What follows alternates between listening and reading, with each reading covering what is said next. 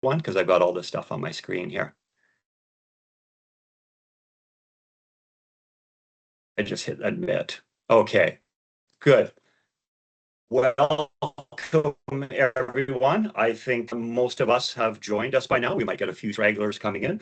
I want to welcome everyone to our Understanding Hours of Service Regulations for the BC Towing and Recovery Industry webinar. My name is, as many of you already know, Ken Hendricks. I'm the Senior Advisor with the Automotive Retailers Association.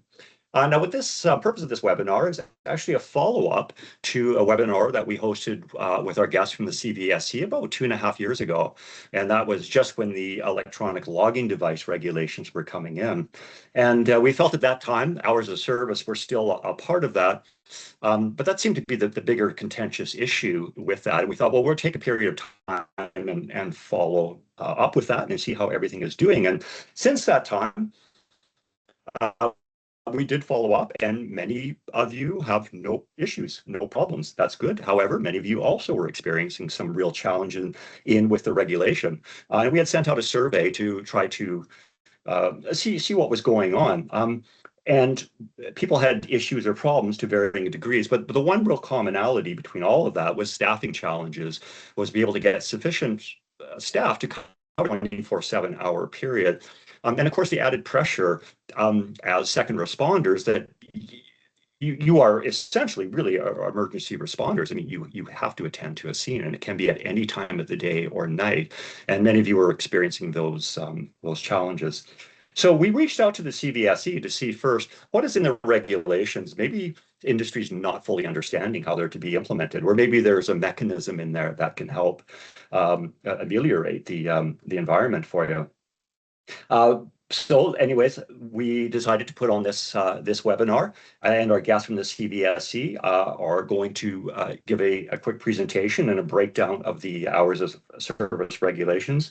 Then we're going to have a discussion period and question and answer to follow. I'm going to ask that you hold off on any questions or comments until the end. If something comes by and you don't understand something, just make a note, write it out. And then what we're going to ask at the end is you can put a question in the Q&A. And if you look up to the top of your screen, you should see some controls. It should say that chat, Q&A, people, raise your hand. Use the Q&A function rather than the chat because that organizes and breaks it down into questions. Now, we also give people the option of just verbally asking as well, because if you're just not comfortable with typing something in or you're not quite sure how to articulate it, raise your hand. Sarah's going to be watching and looking out for the crowd, and she'll look out for your hand if she can see it, and then we'll put you on and you can ask your question. So without further ado, I'm going to turn it over to our guests from the Commercial Vehicle Safety and Enforcement, otherwise known as the CVSE. They will introduce themselves and then get right into the presentation. Karen, I'll throw it over to you first, and then you can introduce yourself, and then Perry. Sure. Thanks, Ken. I'm glad to be back with your group here again today. It was actually May of 2023 when we did the previous webinar, as I discovered when I was looking up my notes. So I'm the manager of BC's National Safety Code program, and so hours of service, anything that's in Division 37 of the Motor Vehicle Act regulations that's mine. And I've been doing this work now for about 11 years, basically, which is hard to believe. And let me pass things over to Perry so he can introduce himself. He's my boss, is the short version, but I'll let him tell you a little bit more. Hi, everyone. I don't remember if I was on the last webinar, although I don't remember what I had for lunch either, unless I look down at my shirt. I'm Perry Dennis. I am the Deputy Director with CVSE. And my portfolio includes the National Safety Code that Karen looks after. And then I also have the Vehicle Inspection and Standards Program that falls to Jeff Ford, the manager of that. And then I'm also the Deputy Registrar for the Commercial Passenger Vehicle Program, so taxis, TNS, and then anything that carries passengers. They all fall within my purview. So I'll turn it back over to Karen. You are in good hands. She is Division 37 and Hours of Service Guru. That sounded very intimidating, but it's good. So we're going to start in the same. Hopefully, everybody can see my screen. We tested it out, so we should be all set. We're going to start out with where I always start us off when we're talking about hours of service, and it's a small section, but it's important. And it's section 3706, and it actually has its very own part in the regulations within Division 37, and it applies to everyone, and it applies whether or not someone is subject to hours of service rules. And I am actually going to read you the text because I think it's that important. And so Division 3706 says, a carrier, shipper, consignee, or other person must not request, require, or allow a driver to drive, and a driver must not drive a commercial motor vehicle if A, driving would be likely to jeopardize the safety or health of the public, the driver, or the employers of the carrier, B, the driver is subject to an out of service declaration, or C, the driver in doing so would not be in compliance with this division.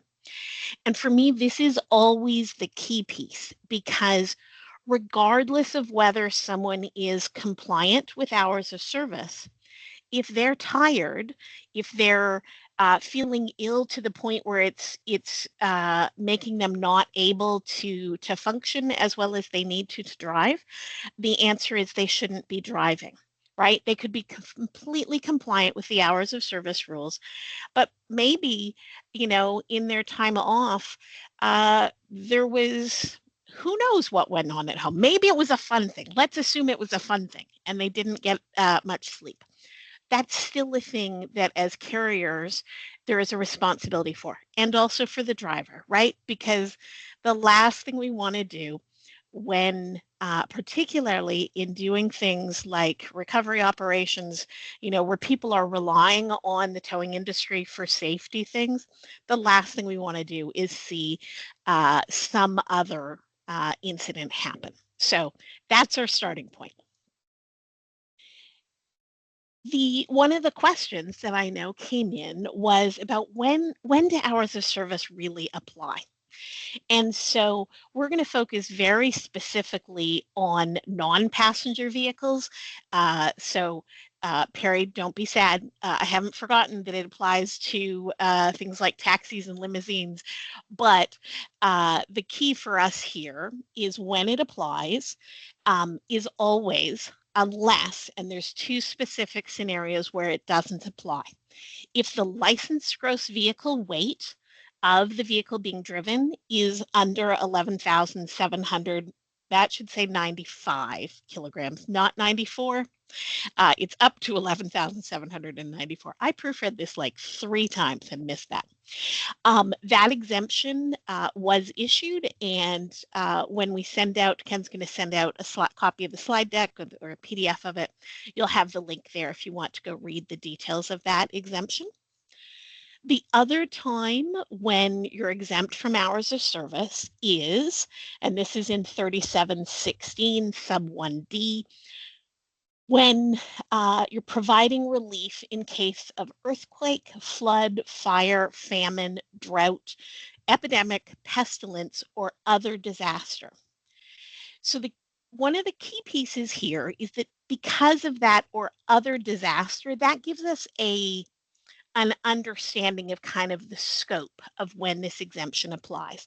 And so this would be related more to large scale exemptions. Perfect example, the atmospheric river event, when we lost a bunch of highways and they were flooded and there was a lot of recovery that needed to happen in that. So that exemption exists for those larger scale pieces. It doesn't apply in relation to an accident on the highway, as an example. And so the other piece here that I wanted to highlight is that hours of service do apply even when you're operating within a 160 kilometer radius of the home terminal. Hours of service still have to be tracked, but the type of record that has to be kept is simpler and the hours are simpler. And we're going to start we're going to focus on those hours to start with, since I know lots of the operations are within 160 kilometers as a base point. And we'll talk about what those rules are, and the places that maybe sometimes you might want to consider using the standard hours of service, because they do give more flexibility than the local driving hours. So local driving hours is something that was newly introduced in August of 2023, and it was designed to help resolve what were challenging record-keeping requirements for those operating within 160 that made it more complicated when the whole goal was to simplify record-keeping. And so we've done that. And so this, as we talked about, it only applies if you're operating within a 160 kilometer radius, and it's definitely radius, not just, miles on road. And the decision on whether to operate under local driving hours belongs to the carrier. So if you decide, for example, that you don't actually want your drivers operating under the local driving hours, that's your choice as the carrier to make that call, because ultimately it's the carrier's responsibility under this in regards to record keeping and directing how the driver needs to operate. And if you wonder whether we will support you on that when a driver calls us to say, well, the carrier says I have to do an actual logbook or use an ELD, but I'm within 160. My answer will be every single time the carrier gets to choose, and you need to follow their direction. So just know you have that option. And the reason I wanted to make sure on sort of clarity on that is, with local driving hours, it is simplified hours of service record keeping that you as the carrier benefit from, but it also means it's simplified hours of service rules. And so it does reduce some of the flexibility that the standard hours of service rules provide. And we're going to talk about those differences, but I wanted to make sure we're clear about what the local rules are first. So then you can make good decisions about what's going to work best for you. So let's take a look at the details. The key pieces here are, as long as they're operating within 160 kilometer radius, this is what has to be true for the driver. They have to take at least 10 hours of off-duty time in a day. That's the same across the board. They have to return to the home terminal each day to take at least 10 consecutive hours of off-duty time before accumulating any additional on-duty time. And that's different from the standard rules. Because in this case, you're getting, you've essentially got a 14-hour window to deal with. And the driver still has to take at least 24 consecutive off-duty hours within the previous 14 days. So that part's the same. If that's what the driver is doing and that works for you, then you as a carrier, here's what you have to keep for records. They need to be accurate and legible. That's pretty straightforward. You have to keep them for 6 months. That's the same. But what you have to show is, for each day the driver is on duty, so not every day, just the days the driver is working, you have to have the cycle they were following, the time the driver reports for duty, the time the driver is released from duty, and the total number of hours the driver is on duty for each day. And when you're operating under this, and the driver's operating under this, under local driving hours, you're exempt from the need for an ELD because you're keeping local time records. So that's, it's definitely simplified hours. It's also way simpler record keeping. The previous requirement included, well, really, you couldn't do it unless you had the driver filling out a graph grid, unless you were like, in transit that had a very scheduled, you knew exactly when and where your drivers were going to be on duty and off duty and driving. So that's the really clear requirements and the simplified ones. The other question that relates to this is, well, what if I sometimes go outside the 160-kilometer radius? Not always, but occasionally. What do I do then? And so there is an exemption that we issued, that the director issued back in August of 2023, that along with the exemption for those operating under local driving hours, that if there was an occasional trip outside of 160 kilometers, they could still be exempt from ELDs if, and these are the two pieces that had to be met, there's no more than one trip outside that 160-kilometer radius for the current day or the previous or within the previous 14 days, and there can't be more than 6 days within a 60-day period where somebody's taking advantage of that exemption. If those are the cases, then on those trips, the occasional trip outside 160, they can use a standard record of duty status. A daily log is what they used to be called.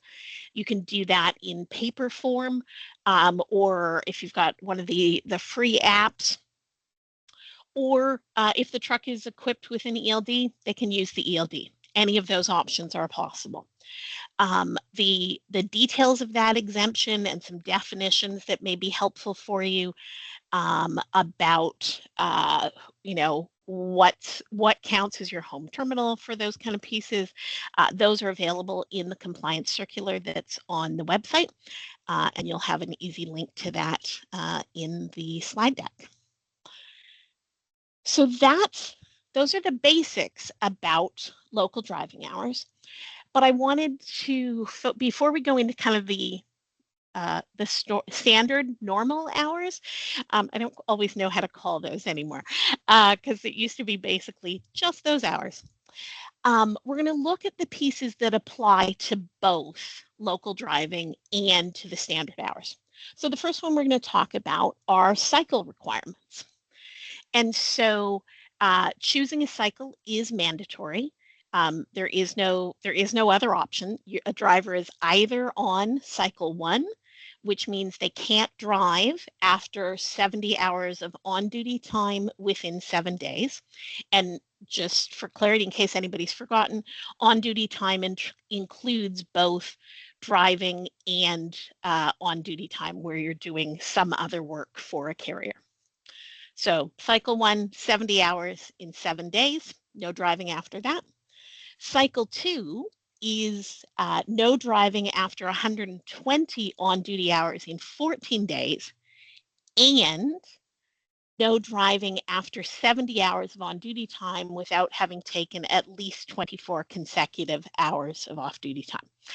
I must admit, I don't know why anyone would choose cycle 2, but that does work better for some people. It's never made sense to me, but the option is there. So if it's helpful to you, you've got it. And the 7 days or the 14 days, it's a rolling window. So you're always looking back and being like, okay, where am I at? Right? It just keeps rolling along with you. The other thing with cycles is that you do have the ability to reset a cycle. And one of the pieces that I have discovered over the years that there's often a lot of confusion about is there is no mandatory requirement to to reset as a standard piece. If you're staying below 70 hours, you're good. We will talk about, well, actually, we've already mentioned it. There's the requirement to take 24 hours of consecutive off-duty time within the previous 14 days. But so if you're working a 10-hour day, essentially, you could work 14 of those, and then you take your 24 consecutive hours off duty, and you keep going at 10 hours a day, and life moves on. But these are the times when a reset is mandatory. If you need to restart the cycle, so say you've got something coming up and you know you're going to need the full 70 hours in 7 days, then you need to reset your cycle.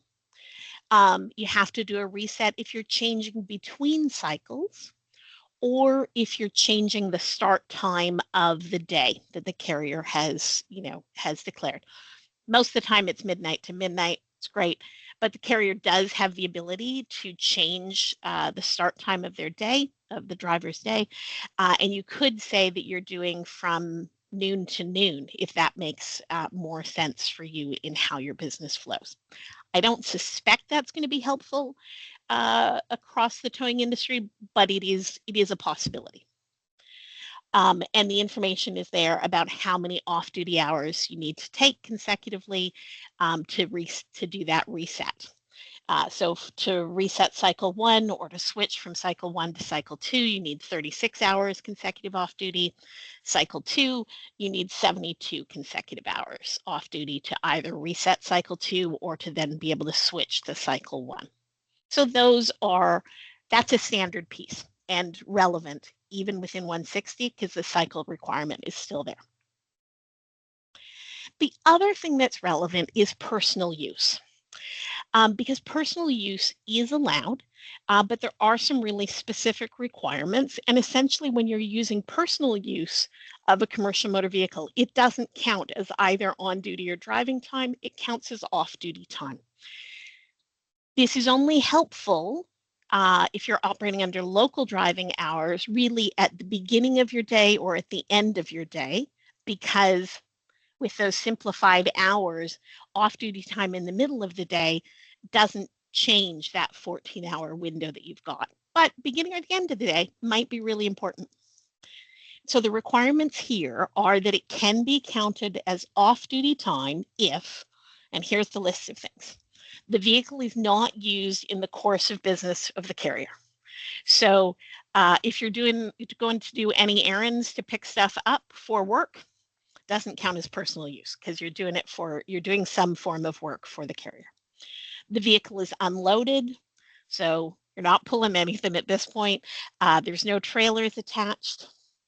The distance traveled during the day cannot exceed 75 kilometers in the day. And that could be, maybe there's a chunk at the beginning and a chunk at the end.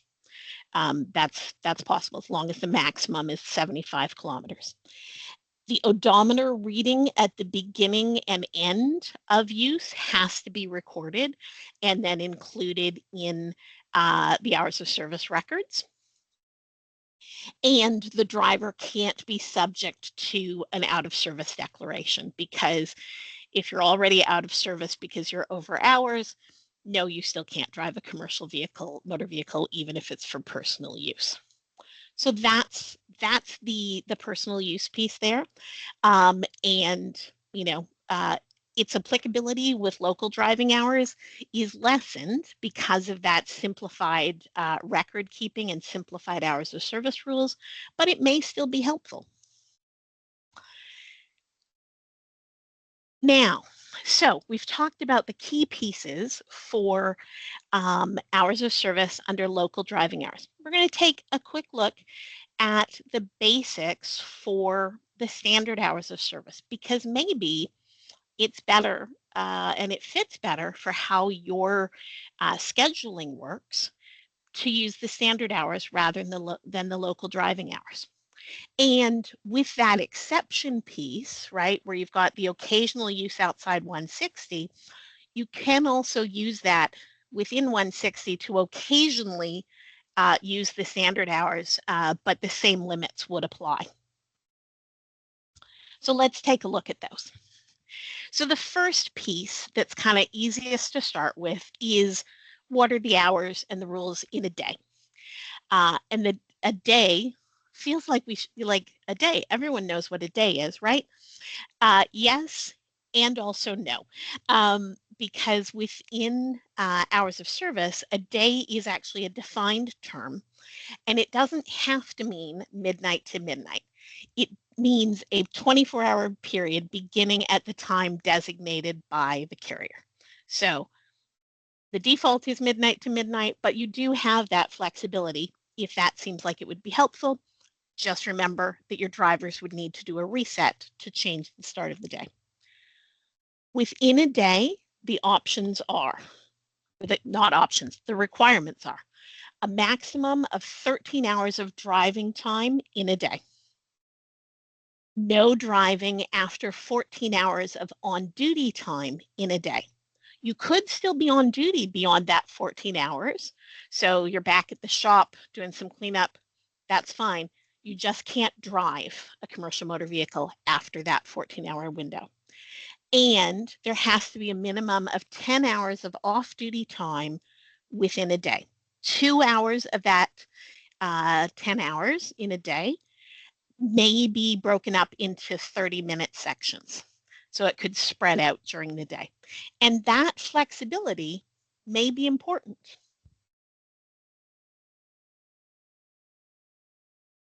We move on.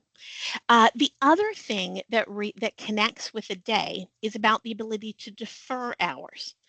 And this is something that, once again, I think could be useful.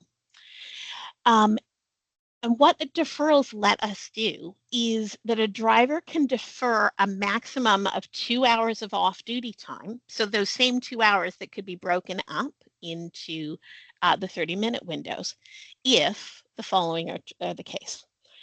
Those 2 hours are not part of the 8 consecutive off-duty hours that you have to take, because that's so we make sure you've got enough rest. The total off-duty time in 2 days is at least 20 hours. So you've still got the same requirement, but you get to spread that out a little bit between the 2 days. The deferred hours are added to the 8 consecutive off-duty hours for the second day. So if you defer 2 hours of off-duty time from the first day, on the second day, your 8 consecutive hours of off-duty time now becomes 10 consecutive hours of off-duty time. If you only deferred an hour, it becomes 9. The math on that's pretty straightforward. The other piece is that the total driving time in the 2 days does not exceed 26 hours. So same deal as with the off-duty time. You get to shift that around a bit between the 2 days, but it's still the same maximum amount of driving time. And there has to be a declaration in the RODS, in your record of duty status, your daily log, indicating that a deferral is happening and whether you're on day 1 or day 2, so that there's clarity about what your requirements are on that day. The other thing that's relevant to note with this is this isn't something that if it's day 1, you don't have to declare that right at the beginning of the day, because you may not know yet. So it does give you some flexibility. Once you've decided you're going to defer, then you certainly need to declare it. And then you've got the different requirements for day 2. So that may be helpful for managing things.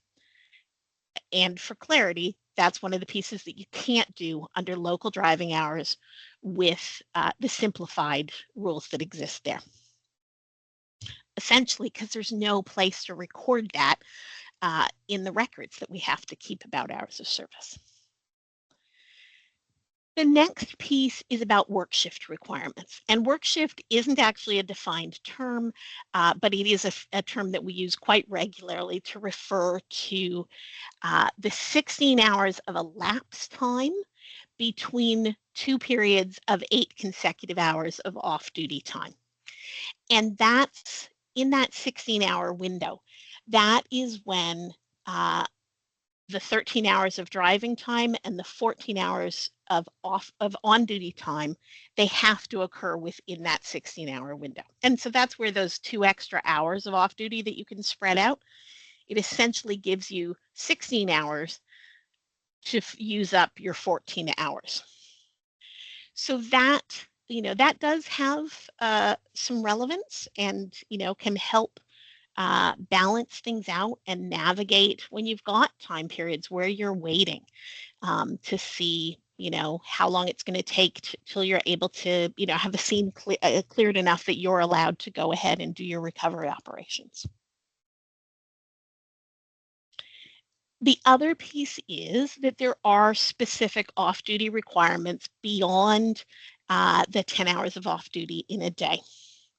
And so along with the requirements that we've already talked about, you do, regardless of cycle, you do have a requirement to take 24 hours consecutive off duty in the preceding 14 days. And that applies regardless of how many hours have been accumulated in the cycle, regardless of the cycle chosen. It's that 24 hours within the preceding 14 days is a mandatory function. And really, that's not about government trying to be, like, no, you have to take this off duty time. It's about recognizing that if you haven't had at least 24 consecutive hours off duty to do your own thing and rest, you're going to be tired. Maybe not physically tired, depending on the work that you're doing, but your brain's going to be tired, right? And that affects us just as much as our bodies being tired when it comes to things like on-road safety. So there are lots of other details about hours of service, but those are the key pieces. The other thing that I wanted to spend a quick little bit about is what are the carrier's responsibilities, so that you know what it is you need to be doing. And this is going to be a quick part. So a carrier's responsibility includes the verification of records of duty status or local time records, either one. You want to use the supporting records to verify that the time records that you have are accurate. That somebody wasn't filling up their vehicle with gas and counting that as off-duty time, because it's not. It's an on-duty activity. If you're using ELDs, you also want to make sure that things like any unidentified driving time has been addressed and assigned to the appropriate driver. You also have a responsibility under the regulations to take immediate remedial action and include the driver acknowledging that. You want to document that so that if we were to come in and audit, we can see that you're taking responsibility and you're doing your due diligence as a carrier to address what has happened. And there's record keeping requirements. The key piece is records of duty status or local time records. You need to have those from the driver within 20 days of the date that the record was created. You have to have, as the carrier, have to have those filed at your principal place of business within 30 days of date of receipt. And you have to keep those records in chronological order for each driver for at least 6 months from the date of the record. And that gets us to the end of this. I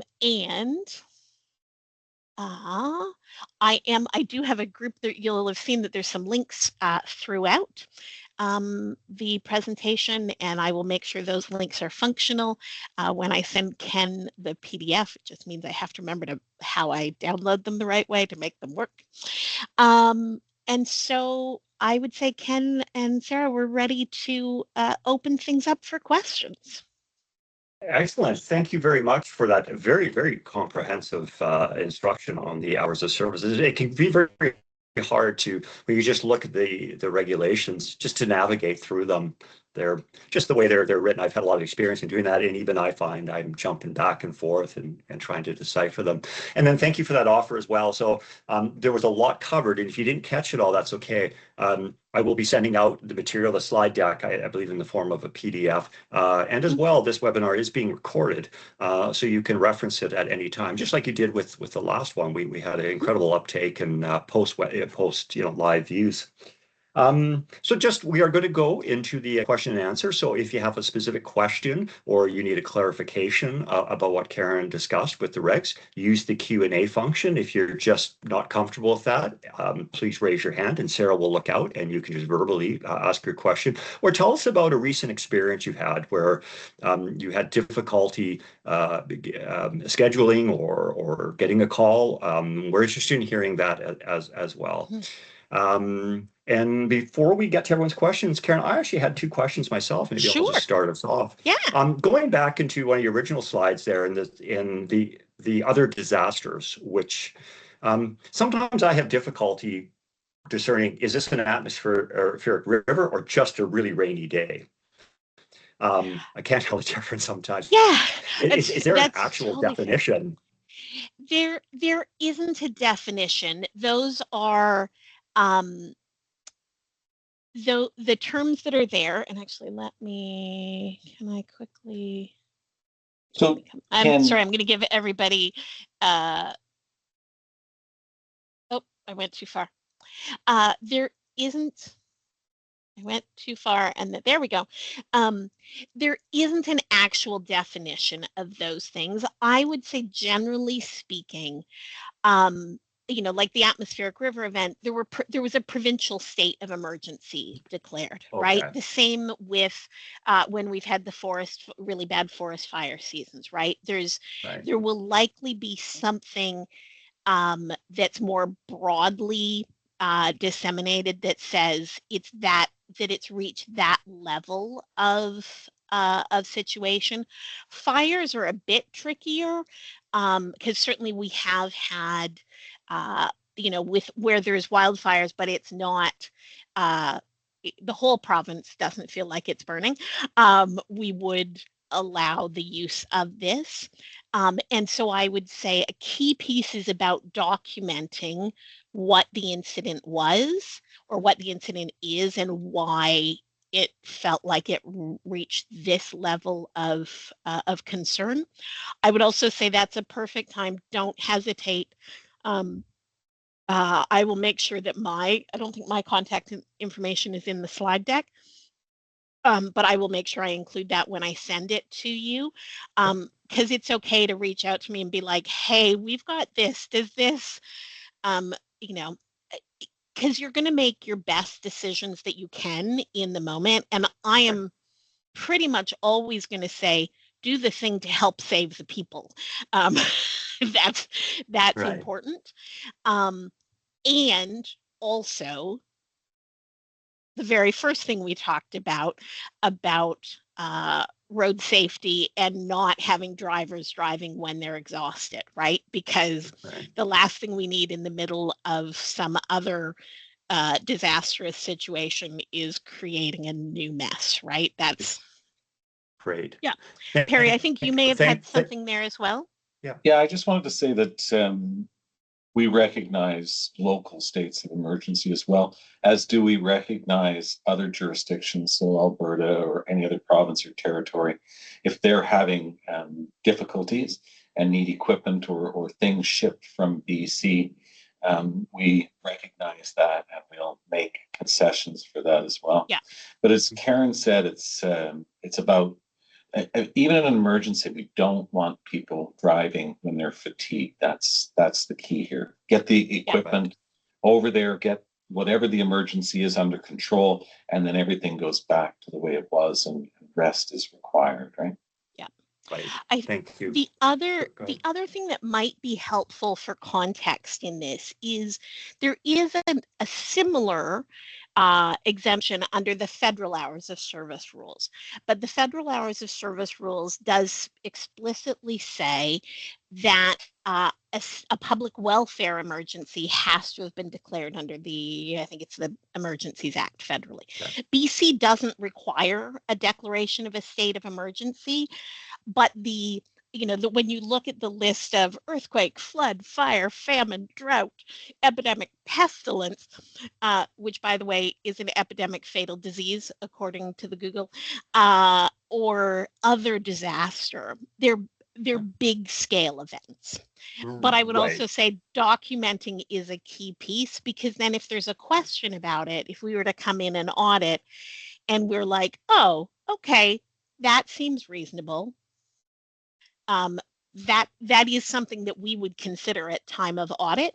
If it's something we're like, that seems like you took it too broad, we'll let you know that, but it will also then affect our sort of looking at it and be like, okay, they were trying to do things right. We've now educated them about sort of where that line is. Right. So. Got it. Right. Yeah. Now, just my second question, and then we'll turn it over to Sarah for Mhm. others. Just in terms of the switching between the local and the standard, if I have a very large fleet, could I operate with both? Could I say, well, half my fleet is on the local and the other half is standard, or is it just an all or nothing? It is by driver, and Okay. it is changeable, right? So the key piece there for it being changeable is if it's more than going to be more than the occasional use, then there is the need for an ELD, because that's the default way to record hours of service. But Right. certainly, that dividing it up based on who your drivers are, who your, how you want to dispatch your vehicles, and that some of them are, yep, we've got them on a basic simple piece. And I think a perfect example of where that may be the case is, for planned towing things, or, those who are doing the planned shifts where, you're the on-call for, CAA, for people like me who, leave their lights on and stupid things like that. Um, Yeah. where you've got much more control over that scheduling, the simplified hours and the simplified record keeping might be perfect. But for those, who are doing, heavier equipment pieces and have the more specialized operations for recovery pieces, maybe it makes sense for them to use the standard hours and have that greater flexibility. And so that is entirely at a carrier's discretion, and has the ability to, to flex and change. It doesn't need a reset to change. It just means you need to keep, to have the appropriate records available for the day. Okay. Great. That's a Well, really good question. Thank you for that. great. Well, we're coming up on an hour here.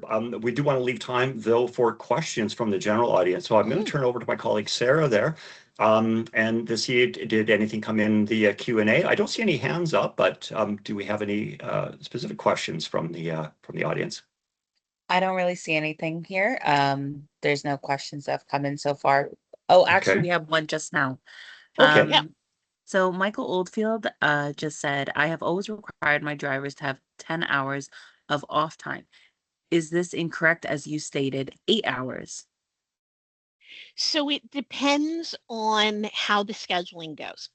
Under local driving hours, the requirement is to have 10 consecutive hours of off-duty time before accumulating any additional on-duty time. I think I said that wrong. 10 consecutive hours of off-duty time. There we go.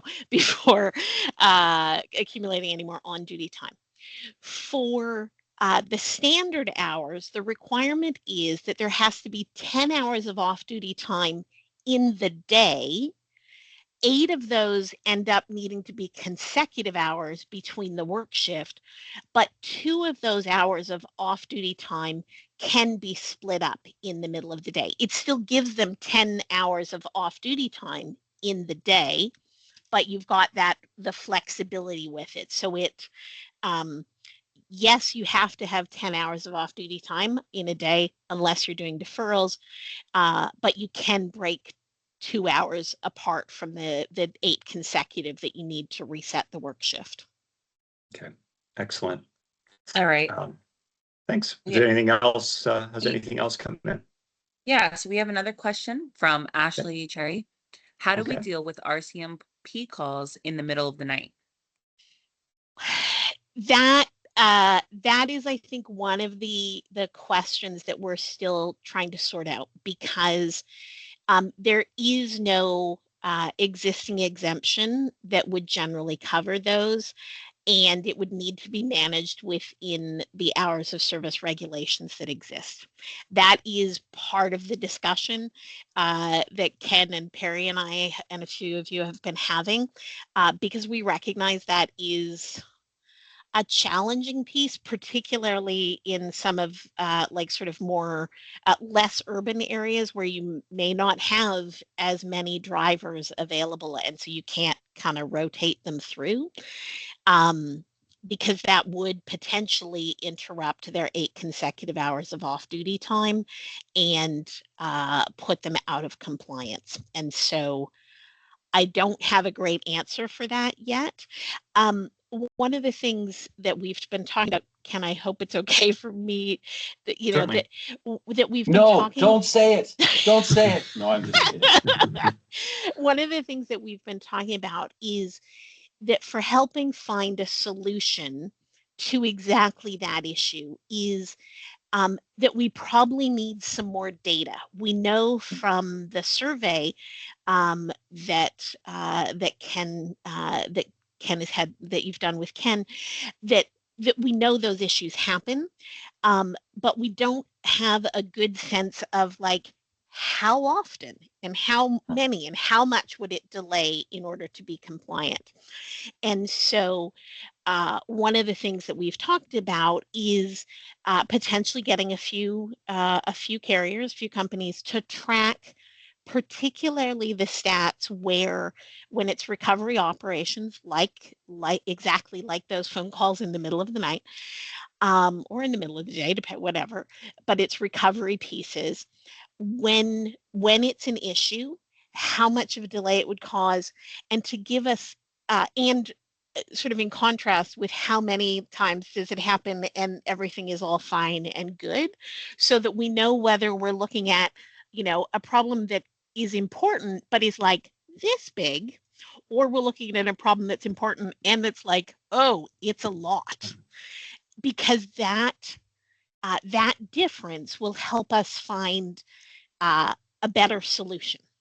And so that, one of the things I had said to Ken is, I know people are probably going to be cautious about wanting to report that sort of information where you're probably not compliant to the government.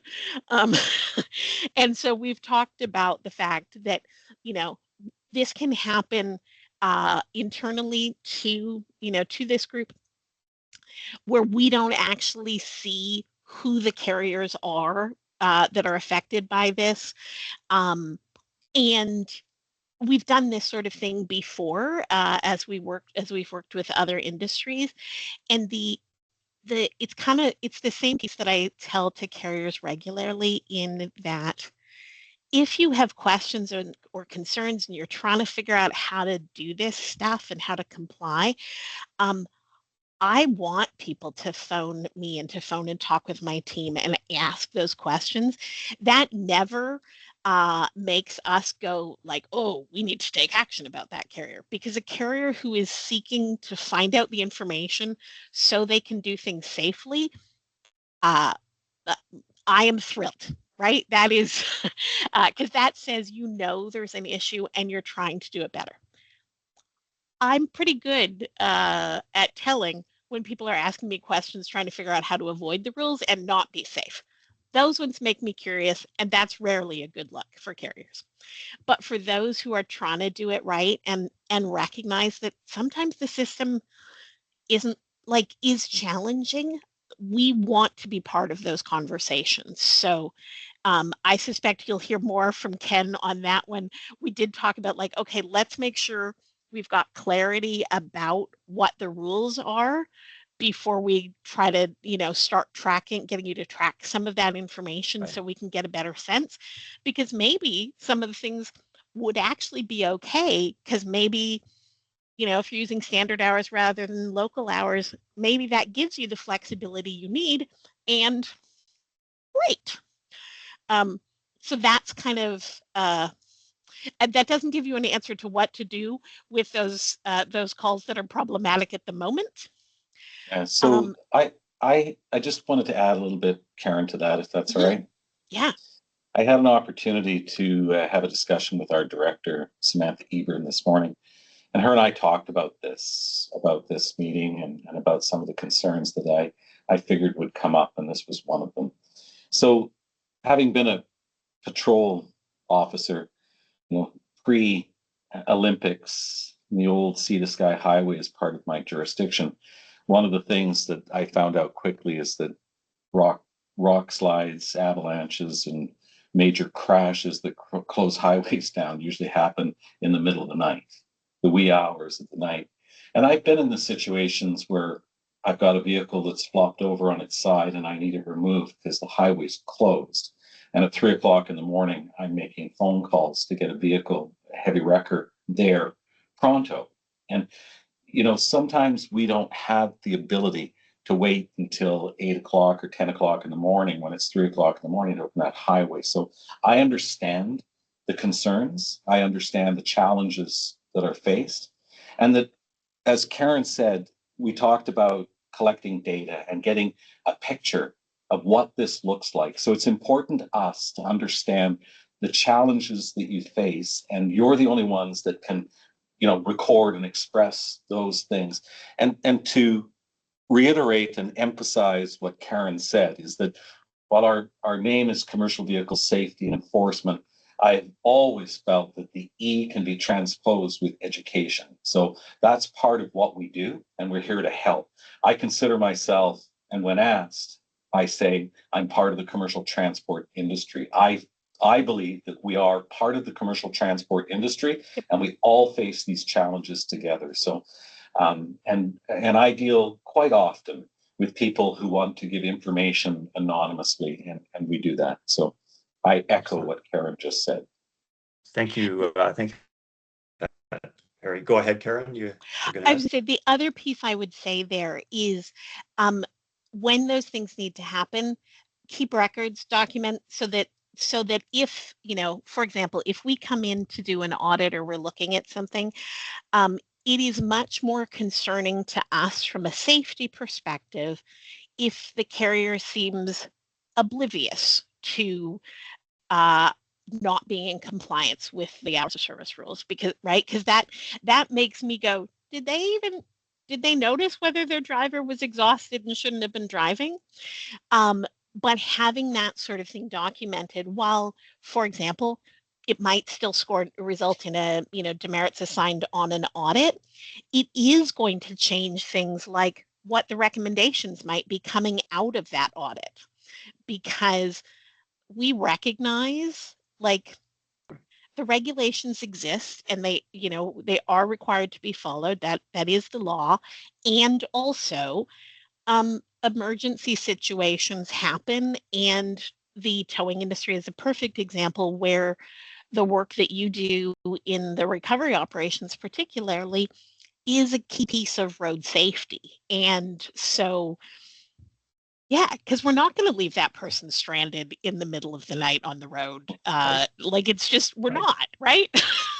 And as Right, Ken right. said, the regulation, I mean, I remember when I was going through training and proficiency exams and the exams that I faced, the ones that always terrified me the most were the exams with regard to hours of service, because it's not easy. Yeah, lots of juggle in your head for sure. But this has been it's been a great discussion, and I'm on board with you, Perry. That education and understanding is really the foundation, the starting point. Now, I want to be very respectful of our guest time and of our audience. But I also want to make sure that everyone, has a chance to either voice their concern or ask their question. Sarah, I still see the red dot there. I think we have time for one more question, and then if anyone has a question that wasn't answered, Karen, you can put up the email again, and Yep. they're welcome to email. So, Sarah, we'll have one final question. Yeah, so I mean, we have 3 questions that came in since. Let's Okay. Let's see see. how fast I can answer them. All Well, right. let's try to whip through them, because I Okay. hopefully they can be answered All fairly right. fast. If there are more involved to answer, then we'll just take it off line, and we can always address that. Go ahead. Sounds great. In the event that RCMP Federal demand we attend an MVI and are well advised that we have no drivers available due to hours of service being exceeded, it would be multiple hours that result in a major road closure. Can the RCMP claim a federal exception? Do we track the file number and make notes? Then have the drivers reset. So there isn't any federal exemption that would apply. Um, uh, I don't. I can't tell you that you should go. I'm going to leave Perry to answer that question. I would say, though, make sure you document things, and then I'm going to leave Perry from an enforcement end to speak more about that one, because that's more his area than mine. So I'm going to put it's Perry on the under, hot seat. yeah, so it's under review. We've been approached by Ken and a number of people from your industry with regard to this. We're having conversations, we're reviewing it, and we're looking for solutions. I too can't tell you to go. If you're out of hours, it's just one of those things. Being a regulator and an enforcement officer myself, it's impossible for me to say go. But I have been in a situation where I need a wrecker and I need it right now. So I understand that. As Karen said, document it.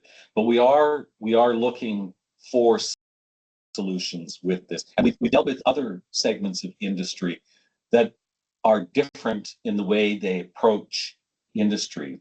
Like you're not hauling loads, you're part of the emergency response thing. While not declared an emergency vehicle, you're part of our response to these types of things. So I understand the challenges completely. And we've had the opportunity and the ability to come to resolution in other segments of industry where they operate commercial vehicles, but it's not their main piece of business, or it's not what their primary business is and their goal. So while that was a bit of a political answer, and I may have deflected a little bit, we're working on it. Trust me, it's front and center and it's on our radar. So, yeah. Thank you. So the next question, if it's a different one, I don't want to, it's the same question. Yeah. Ask so this one seems to be all from, well, there's 3 questions from the same person. I'll go from the beginning here. If a wreck is blocking a highway and need to have operators exceed HOS to clear, would that not be considered a disaster? When would that be resolved? So it's not, I would say it's not considered as a disaster, because a road being blocked is generally not at the level of disaster. Is it an emergency situation? Yes. Does it automatically kick in the exemption under 3716 sub 1D? No, probably not, unless, maybe there was an earthquake, maybe there was a flood or fire, that like those potentially. But in general, I would say a road closed doesn't meet the level of disaster, which gives us sort of the context of what that exemption is meant to be. So it comes back to the same things that Perry and I were just saying on the other questions, and it is a piece we're looking at very specifically at the moment, because we know it's an issue.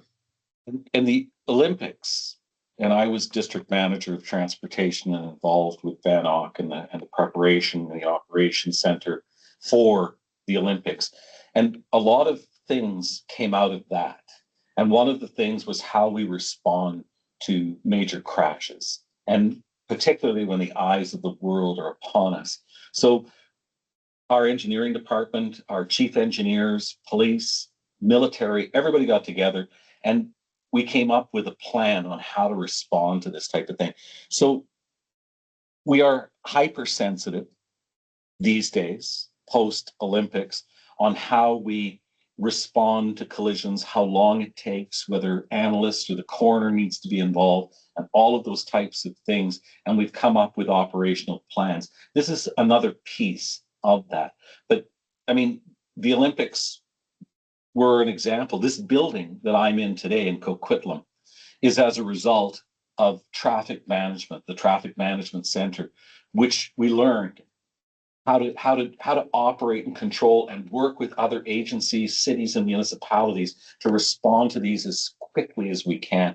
And everybody understands that when a truck rolls over on its side, it's not a 1-ton tow truck that's pulling it up.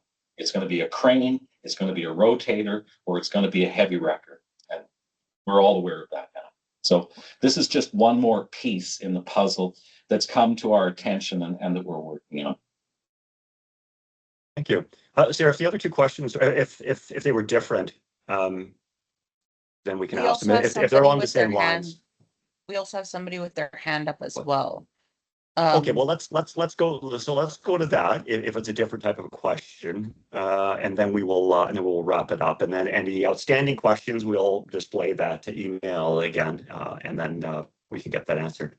Go Yeah, ahead. I think it was Steve. Yeah, I'll just document the questions that are there. And Steve, I'm going to Sure. just turn on your mic here.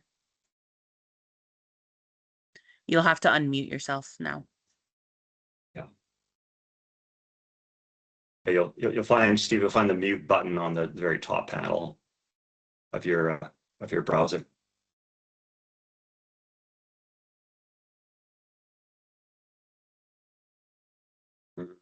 Hasn't got it?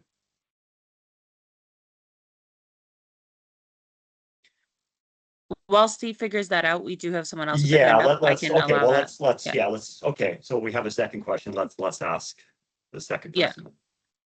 You'll just need to unmute. Yeah.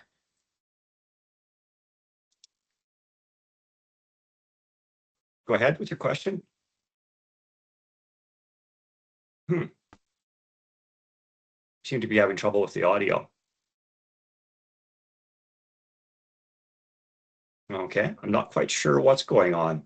Well, Sarah, why don't, if we have any outstanding questions, let's document that. We can always send those questions over Yep. to you, Karen. And Yeah, that'd be then we can include that. And then, yeah, and then if you can provide a response to that, then we can include that with the general communique that will go out with the PDF. That'd be perfect. Great. Happy to do that. Okay. Excellent. Well, I think this has been very enlightening. I've learned a lot for sure. And hopefully the audience has as well. And I'm sure there'll be some follow-up questions and some continued dialogue because this is certainly not the end. And it's really, I think at the end of the day, it's kind of, we're all sort of on the same team, making our roads safe and keeping them clear. So we can all work together and find solutions. So thank you very much, Karen and Perry, for taking the time out of your day for this. And thank you to our audience for joining us. And we will be in touch. We will be talking soon. Thank you very Excellent. much. Thanks all very much. I look forward to further conversations. Thank you very much, everyone. Okay. Thanks, Ken. Thanks. Bye now. Thank you.